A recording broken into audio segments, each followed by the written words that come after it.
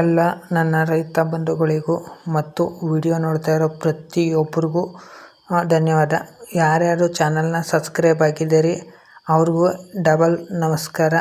Subscribe ಆಗದೇ ನೋಡ್ತಾ ಇರೋರು ದಯವಿಟ್ಟು ಸಬ್ಸ್ಕ್ರೈಬ್ ಮಾಡ್ಕೊಳ್ಳಿ, ಹಾಗೆ ಒಂದು ಲೈಕ್ ಕೊಡಿ. ಹಸುಗಳಿಗೆ ತಿಂಡಿ ಕೊಡ್ತಾಯಿನಿ, ಹಾಲು ಕರ್ಕೋಬೇಕು, ಟೈಮ್ ಆಗಿತ್ತು. ಹಸುಗಳಿಗೆ ಹಾಲು ಕರ್ಕೊಂಡ್ರೆ ಇನ್ನೂ ಕಟ್ಟಿಗೆ ಎಲ್ಲ ಕ್ಲೀನಾಗಿರಲಿಲ್ಲ, ಎಲ್ಲ ಗಲೀಜಾಗಿತ್ತು. ಮತ್ತು ಈಗ ಬೇಗನೆ ಕತ್ಲಾಯ್ತು. ಈಗ ಸಂಜೆ 6:30ಗೆ ಫುಲ್ಲು ನೈಟ್ ಏನು 10 ಗಂಟೆ ಆಗೈತೇನೋ ಅನ್ನೋಂಗೆ ಕತ್ಲೆ. ಇನ್ನು ಜರ್ಸಿ ಹಸು ಎಷ್ಟು ಹಾಲು ಕೊಡ್ತಾಯಿದೆ ಅಂತ ಕೇಳ್ತಾಯಿದ್ರಿ. ಜರ್ಸಿ ಹಸು ಈಗ ಬಂದು ಬೆಳಗ್ಗೆ ಸಂಜೆ 2 ಟೈಮಿಂದ 7 ರಿಂದ 8 ಲೀಟ್ರ್ ಹಾಲು ಕೊಡ್ತಾಯಿತ್ತು ಅಷ್ಟೇ. ಈಗ ಸ್ವಲ್ಪ ಕಮ್ಮಿ ಆಗೈತೆ ಹಾಲು. 4 ತಿಂಗಳು ತುಂಬಿ 5ನೇ ತಿಂಗಳು ರನ್ನಿಂಗು ಗಬ್ಬಾಗೈತೆ. ಲೆಕ್ಕ ಇಷ್ಟೊತ್ತಿಗೆ 7-8 ತಿಂಗಳಿಗೆ ಹಬ್ಬವಾಗೈತೆ. ಇನ್ನೊಂದು 20 ದಿವಸ ಕರು ಹಾಕೋಂಗಿರ್ಬೇಕಾಯ್ತು. 2 ರಿಂದ 3 ಸತಿ ಸೆಮೆನ್ ಕೊಡ್ತಿದ್ರು, ರಿಪೀಟ್ ಬಂತಲ್ಲ, ಹಂಗಾಗಿ ಲೇಟಾಯಿತು. ಇನ್ನೇನು ವರ್ಷನೇ ಆಗೋಕ್ಕಾಯ್ತು ಅದು ಕರು ಹಾಕಿ. ಅಂತೂ ಈಗ ಒಳ್ಳೆ ಚೆನ್ನಾಗಿ ಹಾಲು ಕೊಡ್ತಾರೆ, ಹಾಲಿಂದೇನು ತೊಂದರೆ ಇಲ್ಲ. ಕರು 10 ಲೀಟ್ರ್ ಹಾಲು ಕೊಡೋದು. 2 ಟೈಮಿಂದ 15 ಲೀಟ್ರ್ ಹಾಲು ಬರ್ತಾಯಿತ್ತು ಒಟ್ಟಿನಲ್ಲಿ. ಒಂದು ಟೈಮ್ 8 ಲೀಟ್ರ್ ಕೊಡೋದು, ಒಂದು ಟೈಮ್ 7 ಲೀಟ್ರ್ ಕೊಡೋದು. ಹೆಚ್ಚು ಕಮ್ಮಿ 15 ಲೀಟ್ರ್ ಹಾಲು ಬರ್ತಾಯಿತ್ತು. ಈಗ ಒಂದು ಆಲೆ ಸುಮಾರು ಟೈಮ್ ಆಯ್ತಲ್ಲ, ಈಗ 2 ಟೈಮಿಂದ ಒಂದು 8 ಲೀಟ್ರ್ನಷ್ಟು ಹಾಲು ಬರ್ತಾಯಿದೆ. ಇನ್ನು ಇದು ಅಷ್ಟೇ ಶಕ್ತಿ, ಇದು ಚೆನ್ನಾಗಿ ಹಾಲು ಕೊಡ್ತಾಯಿತ್ತು. ಇನ್ನು ಈಗ ಸೆಮೆನ್ ಕೊಡ್ತಿದ್ದು ಒಂದು 3 ತಿಂಗಳಾಗಿರ್ಬೋದು ಅನ್ಕೋತೀನಿ ಅಷ್ಟೇ. ಇದು ಈಗ ಒಂದು 7-8 ಹಿಂಗೆ ಹಾಲು ಬರ್ತಾಯಿದೆ. ಎರಡನ್ನೂ ಒಟ್ಟಿಗೆ ಕೆತ್ತಲೆ ತೊಳ್ಕೊಂಬಿಟ್ಟು, ಇವೆರಡು ಹಸುಗಳು ಮನೆಯಲ್ಲಿ ಹುಟ್ಟಿದಂಥ ಹಸುಗಳೇ ಆಗೋದ್ರಿಂದ ಹಾಲು ಚೆನ್ನಾಗಿರುತ್ತೆ. ಇಲ್ಲಿ ಮನೆ ಹತ್ತಿರ ಸೇಲ್ ಮಾಡೋ ಅಂಥವ್ರಿಗೆ ಇದ್ರ ಹಾಲುಗಳನ್ನ ಕೊಟ್ಕೊಳ್ಳೋದ್ರಿಂದ ಇವೆರಡು ಹಸುಗಳನ್ನ ಫಸ್ಟ್ ಹಾಲು ಕರ್ಕೊಂಬಿಡ್ತೀವಿ. ಹಾಲು ಕರ್ಕೊಂಬಿಟ್ಟು ಇಲ್ಲಿ ಮನೆ ಹತ್ತಿರ ಕೊಡೋ ಅಂಥವ್ರಿಗೆ, ಸೇಲ್ ಮಾಡೋ ಅಂಥವ್ರಿಗೆ ಕೊಟ್ಕೋತೀವಿ. ಇನ್ನು ಆಮೇಲೆ ಬಾಕಿ ಹಸುಗಳೆಲ್ಲ ಹಾಲು ಕರ್ಕೊಳ್ಳೋದು. ಇದೊಂದು ಸ್ವಲ್ಪ ಹೆದರ್ಕೋತದೆ ಮಿಷಿನ್ಗೆ. ಪಡ್ಡೆ ಅಲ್ವಾ, ಮೊದಲನೇ ಸತಿ ಕರು ಹಾಕಿರೋದ್ರಿಂದ ಸ್ವಲ್ಪ ಹೆದರ್ಕೋತದೆ.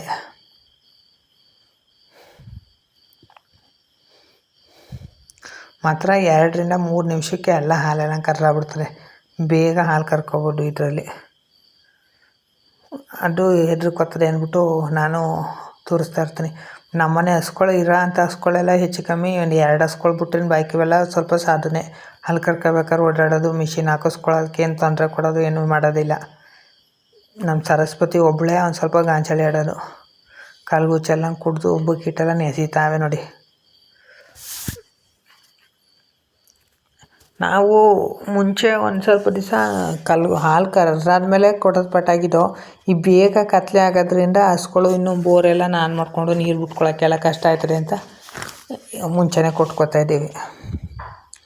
ನಾನು ಡ್ರೈ ಅಂದರೆ ಪೂರ್ತಿ ನೀರು ಬಿಟ್ಟೇನು ತಿಂಡಿ ಕೊಡೋಕ್ಕಿಲ್ಲ, ಸ್ವಲ್ಪ ನೀರನ್ನೇ ಬಿಡೋದು. ಅಂದರೆ ಗಟ್ಟಿಯಾಗಿರಬೇಕು. ಆ ಕ್ಷಣ ನೆನೆ ಹಾಕಿ ಆ ಕ್ಷಣ ಕೊಡೋದ್ರಿಂದ ಏನು ತೊಂದರೆ ಆಗೋಕ್ಕಿಲ್ಲ. ಉನಿ ಹಾಕಂತೂ ಕೊಡೋದಿಲ್ಲ. ಇನ್ನು ಅದಕ್ಕೆ ಮಿಷಿನ್ ಹಾಲು ಕರ್ದಾಯ್ತು, ಇದಕ್ಕೆ ಮಿಷಿನ್ ಹಾಕ್ಬಿಟ್ಟು ಅದರಲ್ಲಿ ಉಳಿಕೆ ಹಾಲು ಇರ್ತದಲ್ಲ ಅದು ಕರ್ಕೊಂಬಿಡ್ತೀವಿ. ಒಬ್ಬೊಬ್ಬರು ಆ ಹಸಿನಲ್ಲಿ ಮಿಷಿನ್ ಹಾಕಿ ತೆಗ್ದಿರಿಸಿ ಹಾಲು ಕರ್ಕೊಂಡು ಆಮೇಲೆ ಬೇರೆ ಹಸಿ ಮಿಷಿನ್ ಹಾಕ್ತಾರೆ. ನಾನು ಹಂಗೆ ಮಾಡೋಕ್ಕಿಲ್ಲ. ಈ ಹಸಿ ಮಿಷಿನ್ ಹಾಕ್ಬಿಟ್ಟು ಅದರಲ್ಲಿ ಹಾಲು ಕರ್ಕೊಂಡು ಇನ್ನೊಂದು ಹಸಿನ ಕೆತ್ತಲೆ ತೊಳ್ಕೊತೀವಿ. ಆಮೇಲೆ ಅದಕ್ಕೆ ಮಿಷಿನ್ ಹಾಕ್ಬಿಟ್ಟು ಈ ಹಸಿನಲ್ಲಿ ಹಾಲು ಕರ್ಕೊಂಡು ಇನ್ನೊಂದು ಹಸಿ ಕೆತ್ತಲೆ ತೊಳ್ಕೊಂಡು ಹಂಗೆ ಹಾಲು ಕರ್ಕೋತೀವಿ. ಹಾಲು ಇರೋದಿಲ್ಲ ಅಂತೂ ಒಟ್ಟಿನಲ್ಲಿ ಹಾಲು ಕರೆದಾದ್ಮೇಲೆ ಮಿಷಿನಲ್ಲಿ ಒಂದು 100 ಗ್ರಾಮ್ ಇರಲಿ, 50 ಗ್ರಾಮ್ ಇರಲಿ, ಲಾಸ್ಟ್ 20 ಗ್ರಾಮ್ ಇರಲಿ, ಅದನ್ನ ಎಲ್ಲ ಪೂರ್ತಿ ಕೆತ್ತಲೆ ಚೆನ್ನಾಗಿ ಸಿಟ್ಕೊಂಬಿಟ್ರೆ, ಹಾಲೆಲ್ಲ ಪೂರ್ತಿ ಹೀಚ್ಕೊಂಡು ಕರ್ಕೊಂಬಿಟ್ರೆ ಕೆತ್ತಲೆ ಭಾವ ಆಗೋ ಅಂಥದ್ದು ಹೆಚ್ಚು ಕಮ್ಮಿ 60-70% ಕಮ್ಮಿ ಆಯ್ತದೆ. ಹಾಲು ಒಂದು ಚೂರು ಇರಬಾರ್ದು ಕೆತ್ತಲಲ್ಲಿ, ಹಂಗೆ ಕರ್ಕೋಬೇಕು. ಇದೊಂದು 100 ಗ್ರಾಮ್ನಷ್ಟು ಹಾಲು ಕೊಟ್ಟಿತ್ತು ಅಷ್ಟೇ. ಪೂರ್ತಿ ಬಂದುಬಿಡ್ತದೆ ಹಾಲು. ಒಂದು ಸ್ವಲ್ಪ ಪ್ರೆಜರ್ ಕೊಟ್ಟು ಮಿಷಿನ್ಗೆ ನಾವು ಕರ್ಕೊಳ್ಳೋದ್ರಿಂದ ಬೇಗ ಹಾಲೆಲ್ಲ ಕರ್ಕೊಳ್ಬೋದು ಮತ್ತು ಇದು ಆಯ್ತದೆ. ಹಾಲು ಕರೆಯೋ ಕೆಲಸ, ತಿಂಡಿ ಕೊಡೋ ಕೆಲಸ ನಾನು ನಮ್ಮ ಮನೇಲಿ ಯಾರಿಗೂ ಬಿಟ್ಟು ಕೊಡೋಕ್ಕಿಲ್ಲ, ನಾನೇ ಮಾಡ್ಕೊಳ್ಳೋದು. ಏಕೆಂದರೆ ಒಂದು ಸತಿ ಏನಾದರೂ ಹೆಚ್ಚು ಕಮ್ಮಿ ಆಯಿತು ಅಂದರೆ, ಕೆತ್ತಲೆ ಭಾವ ಆಯಿತು ಅಂದರೆ ಪುನಃ ಹಾಲು ರಿಕವರಿ ಮಾಡೋದು ತುಂಬ ಕಷ್ಟ. ಮತ್ತು ಒಂದೊಂದು ಸ್ವಲ್ಪ ಹಾಲನ್ನ ನಾನು ಫಸ್ಟ್ ಕರೆದ್ಬಿಡ್ತೀನಿ. ಯಾಕೆ ಅಂದರೆ ಈ ಡಿಪ್ ಹಾಕಿರ್ತೀವಿ ನೋಡಿ, ಹಾಲು ಕರೆದಾದ್ಮೇಲೆ ಡಿಪ್ಪು ಏನಾರು ಹಾಕಿರ್ತೀವಿ ಬೆಳಗ್ಗೆ ಟೈಮು, ತಕ್ಷಣ ಮನಿಕೊಂಡಿರ್ತವೆ ಅನ್ನೋ ಉದ್ದೇಶಕ್ಕೆ ಹಾಕಿರ್ತೀವಲ್ಲ, ಆಗ ಪುನಃ ಅದು ಹಾಗೆ ಕರ್ಕೊಂಡ್ರೆ ಸರಿಯಾಗಕ್ಕಿಲ್ಲ ಅಂದ್ಬಿಟ್ಟು ನಾನು ಪೂರ್ತಿ ಕರೆದ್ಬಿಟ್ಟು ಹಾಕೋತಾರೆ. ಕೆಲವರು ಎಣ್ಣೆ ಹಾಕ್ತಾರೆ. ಹಾಲು ಕರ್ಕೋಬೇಕಾದ್ರೆ ಸ್ಮೂತ್ ಆಯ್ತದೆ, ಬೇಗ ಹಾಲು ಬರ್ತದೆ ಅಂತ. ನಾವು ಹಾಗೆಲ್ಲ ಏನಿಲ್ಲ, ಚೆನ್ನಾಗಿ ಕೆತ್ತಲಲ್ಲಿ ನೀರು ತೊಳೆದ್ಬಿಟ್ಟು ಕೆತ್ತಲೆ ನಮಗೆ ಚೆನ್ನಾಗಿ ಸಿಟ್ಕೊಂಬಿಟ್ಟು ಕೈಯಲ್ಲೇ ನೀರು ಇಲ್ದಂಗೆ ಮಿಷಿನ್ ಹಾಕೋತೀವಿ.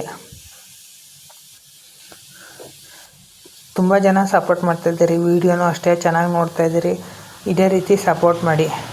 ಮತ್ತು ಹಸುಗಳಿಗೆ ಈ ಸೊಳ್ಳೆ ಕಾಟ ಜಾಸ್ತಿ ಅನ್ನೋದ್ರಿಂದ ಸ್ವಲ್ಪ ಹೊಗೆ ಸ್ಪ್ರೇ ಮಾಡ್ತೀವಿ. ಹೊಗೆ ಮಾಡೋದ್ರಿಂದ ಸ್ವಲ್ಪ ಸೊಳ್ಳೆ ನೊಣ ಕಮ್ಮಿ ಆಯ್ತವೆ. ಅದರಲ್ಲೂ ನಮ್ಮ ಕೊಡಗನ ಭಾಗದಲ್ಲಿ ಹಸಿರು ಇರೋದ್ರಿಂದ ಸೊಳ್ಳೆ ಕಾಟಕ್ಕಿಂತ ನೊಣಗಳು ಜಾಸ್ತಿ. ಸೊಳ್ಳೆಗಳು ಇರ್ತವೆ, ನೊಣಗಳು ಜಾಸ್ತಿ. ಸ್ವಲ್ಪ ಹೊಗೆ ಮಾಡಿಬಿಟ್ಟು ಬೇರಣಿ ಹೊಗೆನೇ ಜಾಸ್ತಿ ಮಾಡ್ತೀವಿ. ಮಾಡೋದ್ರಿಂದ ಒಂದು ಸ್ವಲ್ಪ ಇದಾಯ್ತದೆ. ಅದಕ್ಕೆ ಮಿಷಿನ್ ಹಾಕ್ಬಿಟ್ಟು ಇದ್ರಾಗ ಕರ್ಕೊತಾಯಿನಿ. ಇನ್ನಷ್ಟೊತ್ತಿಗೆ ಇದನ್ನ ಕರೆಯೋನಷ್ಟೊತ್ತಿಗೆ ಮನೆ ಹತ್ರ ಹಾಲು ತಗೊಳ್ಳೋರು ಬರ್ತಾರಲ್ಲ, ಇನ್ನು ಮನೆ ಹತ್ರ ಹಾಲು ಸೇಲ್ ಮಾಡೋದ್ರಿಂದ ಸ್ವಲ್ಪ 6, 6:30, 7 ಗಂಟೆ ಅಷ್ಟೊತ್ತಿಗೆ ಮನೆ ಹತ್ರ ಬಂದುಬಿಡ್ತಾರೆ ಹಾಲು ತಗೊಳ್ಳೋಕ್ಕೆ. ಅವ್ರಿಗೆಲ್ಲ ಹಾಲು ಕೊಟ್ಬಿಟ್ಟು ಇನ್ನು ಬಾಕಿ ಹಸ್ಕೊಳ್ಳೋದು ಮಿಷಿನ್ ಹಾಕ್ತೀವಿ. 2 ಹಸ್ಗಳಿಂದ ಈಗ ಒಂದು 12 ಲೀಟ್ರು ಹೆಚ್ಚು ಕಮ್ಮಿ ಒಂದು 12-13 ಲೀಟ್ರನಷ್ಟು ಹಾಲಾಗಿರ್ತಾರೆ 2 ಹಸ್ಗಳಿಂದ. ಅಷ್ಟು ಮನೆ ಹತ್ರ ಸಂಜೆ ಸತಿ ಸೇಲ್ ಮಾಡಿ ಮನೆ ಮಡಿಕೊಳ್ಳೋ ಅಷ್ಟು ಆಯ್ತದೆ ಹಾಲು. ಮನೆ ಹತ್ರ 45 ರೂಪಾಯಿನಾಗ ಹಾಲು ಕೊಡ್ತೀವಿ. ಡೈರಿಗೆ 34.5 ಮತ್ತು 5 ರೂಪಾಯಿ ಪ್ಲಸ್ ಬೋನಸ್ಸು. ಮನೆ ಹತ್ರ ಯಾಕೆ ಅಷ್ಟು ರೇಟು ಕೊಡ್ತೀರಿ ಅಂದರೆ, ನಾವು ಡೈರಿ ಹತ್ರ ಇಲ್ಲಿ ಮನೆ ಹತ್ರ ಮಾರುವಂಗೆ ಇಲ್ಲ. ಮತ್ತು ಆ ಥರ ನಮ್ಮ ಡೈರಿಲಿ ರೂಲ್ಸ್ ಮಾಡವ್ರೆ. ಅಂಥದ್ರಲ್ಲೂ ನಾವು ಮನೆ ಹತ್ರ ಕೊಡ್ತೀವಿ. ಏಕೆ ಅಂದರೆ ನಾವು ಆಗ್ಲಿಂದ ಕೊಟ್ಕೊಂಬಂದಿರೋದ್ರಿಂದ ಮನೆ ಹತ್ರ ನಮ್ಮ ಹಾಲು ನಾವು ಮಾರುವಂಗಿಲ್ಲ. ಅಂದರೆ ಬೇಡ ಪೂರ್ತಿನೇ ಮಾರೋದು ಕೊಡೋದು ತಗೊಳ್ಳಿಲ್ಲ ಅಂದರೆ ಪೂರ್ತಿನೇ ಕೊಡೋದೇ ಬೇಡ ಅನ್ನೋ ಲೆಕ್ಕಾಚಾರ ನಂದು. ಇಲ್ಲೇ ತಗೋತಾರೆ, ಇಲ್ಲೇ ಕೊಟ್ಕೊಬೋದು. ಅಂದರೆ ಡೈರಿ ಬಿಡ್ಬೇಕಲ್ಲ ಅನ್ನೋ ಉದ್ದೇಶಕ್ಕೆ ಹಾಲು ಕರ್ಕೊತೀವಿ. ಇದು ನಾನು ಹಾಲು ಕರ್ಕೊಂಡು ಮನೆ ಹತ್ರ ಹಾಲು ಕೊಡೋಕೆ ಹೋದೆ. ಇಷ್ಟು ಹಾಲು ಕೊಟ್ಟಿತ್ತದು. ಅಷ್ಟೊತ್ತಿಗೆ ಈ ಹಸಿನೆಲ್ಲ ಅಮ್ಮನೇ ಕೆತ್ತಲು ತೊಳಿತೀನಿ ಅಂತ. ಇದೊಂದು ಸ್ವಲ್ಪ ಗಾಂಚಳಿ ಆಡ್ತದೆ. ಕೆತ್ತಲು ತೊಳೆದ್ಮೇಲೆ ಓಡಾಡೋದು ಅತ್ತಾಗಿತ್ತ ಓಡಾಡ್ತಾ ಇರ್ತದೆ, ನೋಡ್ಕೊಂಡಿರ್ಬೋದು. ಈ ಸದ್ಯಕ್ಕೆ ಹಾಲು ಜಾಸ್ತಿ ಕೊಡ್ತಾ ಇರೋದು ಅಂದರೆ ಇದೊಂದೇ. ಈಗ ರೀಸೆಂಟಾಗಿ ಕರು ಹಾಕಿರೋದು. ಇನ್ನೆಲ್ಲ ಹೆಚ್ಚು ಕಮ್ಮಿ ಸೆಮೆನ್ ಕೊಡ್ಸಿರೋ ಅಂತಾರೆ. ಇದು ಒಂದೇ ಬಾಕಿ ಆಗಿರೋ ಸೆಮೆನ್ ತಗೊಳ್ಳೋಕ್ಕೆ. ಈ ಕರು ಹಾಕಿ 3 ತಿಂಗಳು 2.75-3 ತಿಂಗಳು ಆಯಿತು. 2 ಸತಿ ಸೆಮೆನ ಬಂದಿತ್ತು, ಕೊಡಿಸಿಲ್ಲ.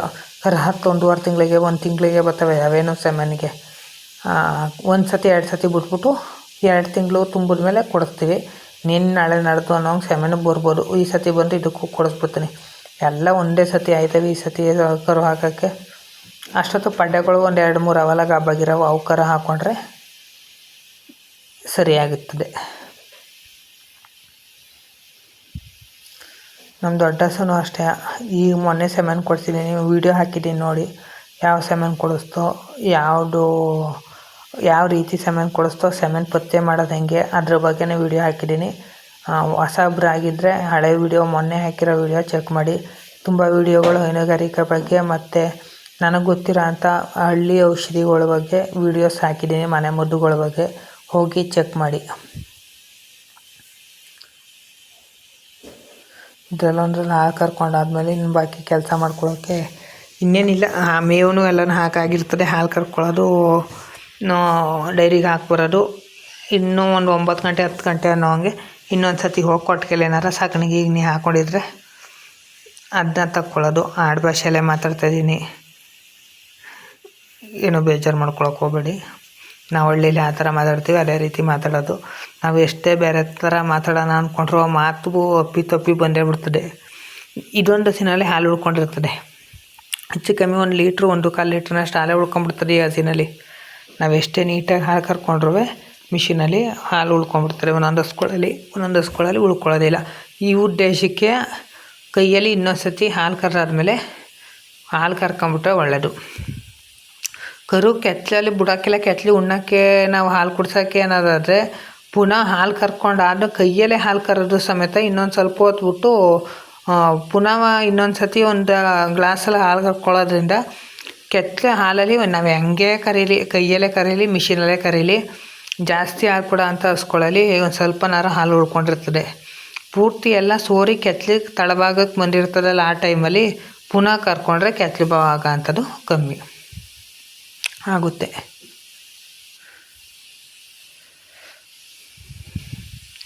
ಅವೆರಡು ಹಸುಗಳಲ್ಲಿ ಹಾಲು ಕರ್ಕೊಂಡು ಅವೆರಡು ಹಸುಗಳಿಂದ ನಮ್ಮ ಬಿಳಿ ಹಸುಗಳಿಂದ 2 ಹಸುಗಳಿಂದಲೇ ಹೆಚ್ಚು ಕಮ್ಮಿ 22-23 ಲೀಟ್ರ್ ಹಾಲು ಆಯ್ತಾಯ್ತು ಈಗ. ಇನ್ನು ಬಾಕಿವೆಲ್ಲ ನೀವು ಸುಮಾರು ಟೈಮ್ ಆಗಿರೈತೆ 4 ತಿಂಗಳು 5 ತಿಂಗಳು ಕರು ಹಾಕಿ.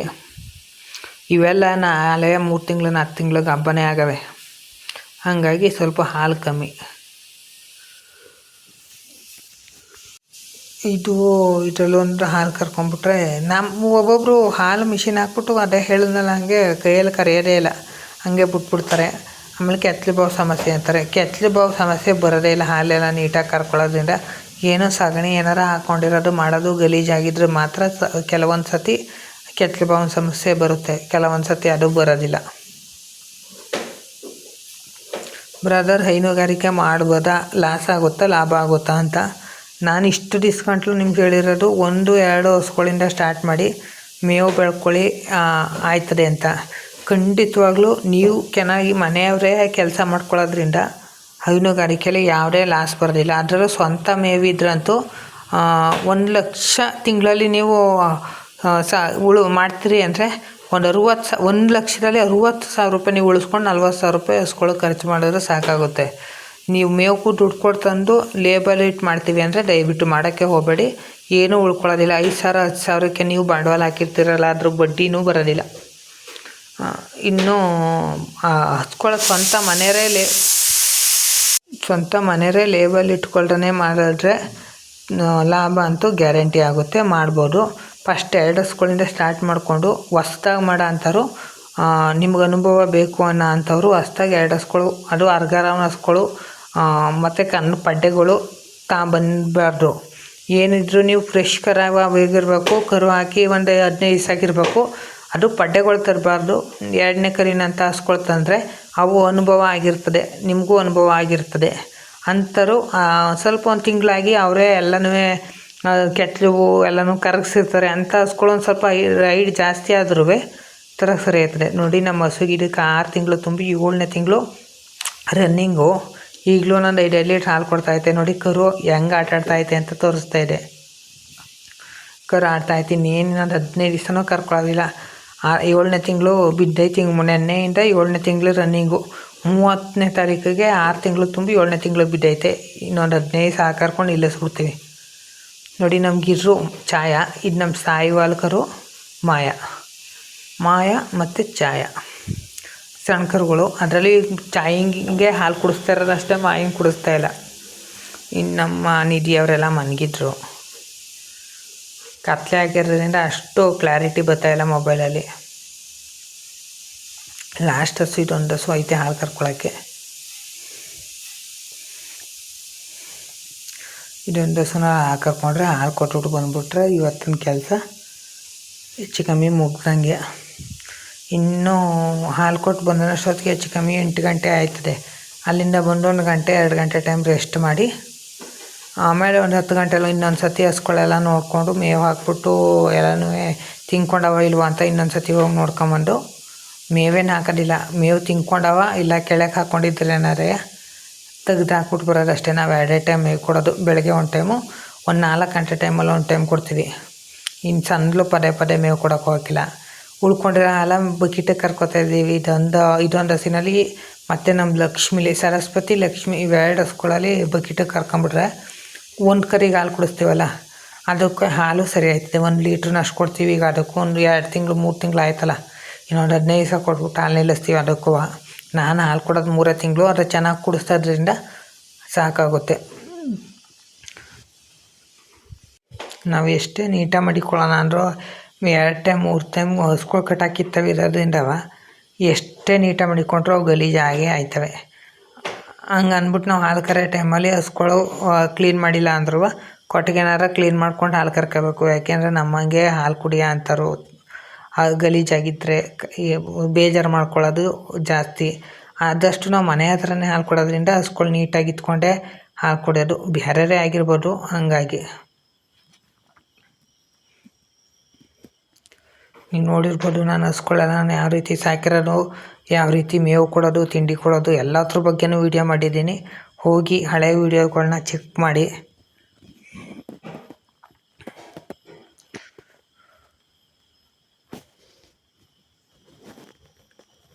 ಇದೊಂದು ಹಸುನ ಹಾಲು ಕರ್ಕೊಂಡಾದ್ರೆ ಇನ್ನು ಹಾಲು ಕರ್ದಂಗೆ ಆಯಿತು. ನೋಡಿ ಈ ಥರ ಒಂದು ಸ್ವಲ್ಪ ಪ್ರೆಷರ್ ಕೊಟ್ಬಿಟ್ಟು ಕೆಳಗೆ ಕೆಳೆಯೋದ್ರಿಂದ ಹಾಲು ಕೆಚ್ಚಲು ಒಂಚೂರು ಉಳ್ಕೊಳ್ಳೋದಿಲ್ಲ, ಎಲ್ಲ ಕಂಪ್ಲೀಟಾಗಿ ಬಂದ್ಬಿಡ್ತದೆ. ಅವೆರಡು ಹಸುಗಳಿಂದ ಹಾಲು ಇಷ್ಟು ಹಾಲಾಗೈತೆ. ಎಷ್ಟು ಒಂದು 12-13 ಲೀಟ್ರ್ ಐತೆ ಅಷ್ಟೇ. ಅವು ಲಕ್ಷ್ಮಿನೂ ಫಲ ಮತ್ತು ನಮ್ಮ ಸರಸ್ವತಿನೂ ಫಲ ಆಗಿರೋದ್ರಿಂದ ಒಂದು 10-13 ಲೀಟ್ರ್ನಷ್ಟು ಹಾಲೈತೆ. ಎಲ್ಲ ಒಟ್ಟಿನಲ್ಲಿ ಡೈರಿಗೆ ಕೊಡೋ ಅಂಥದ್ದು ಒಂದು 35 ಲೀಟ್ರ್ ಹಾಲಾಗುತ್ತೆ. ಮನೆ ಹತ್ರ ಒಂದು 12-13 ಲೀಟ್ರ್. ಇಷ್ಟೊತ್ತೊಂದು ಸತಿ ಒಂದು 50 ಲೀಟ್ರ್ ಕಮ್ಮಿ. ಸಂಜೆ ಬೆಳಗ್ಗೆ ಟೈಮ್ ಮಾತ್ರ ಒಂದು 50 ಲೀಟ್ರ್ ಮೇಲೆ ಆಗುತ್ತೆ. ಬೆಳಗ್ಗೆ ಟೈಮ್ ಹಾಲು ಜಾಸ್ತಿ ಆಯ್ತದೆ, ಸಂಜೆ ಟೈಮ್ ಹಾಲು ಕಮ್ಮಿ. ಲಾಭ ಅಂತೂ ಗ್ಯಾರಂಟಿ ಐತೆ.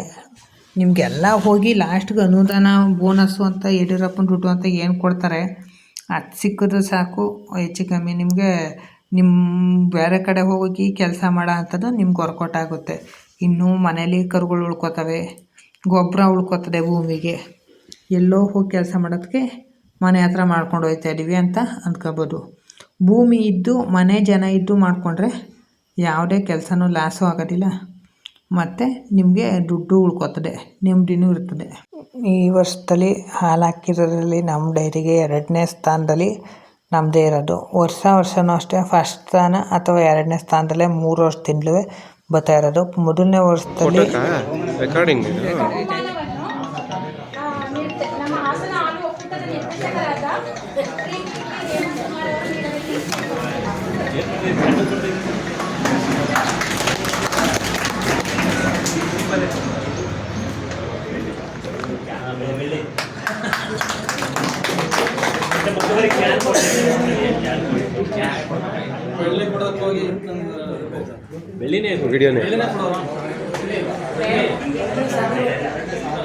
ಸೆಕೆಂಡ್ ಸಾಗರ್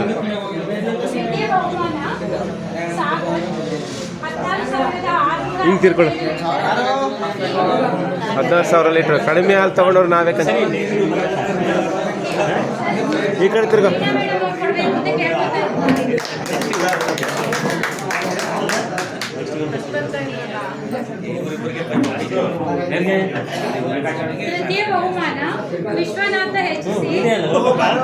ನೀನೇನು ನಾನು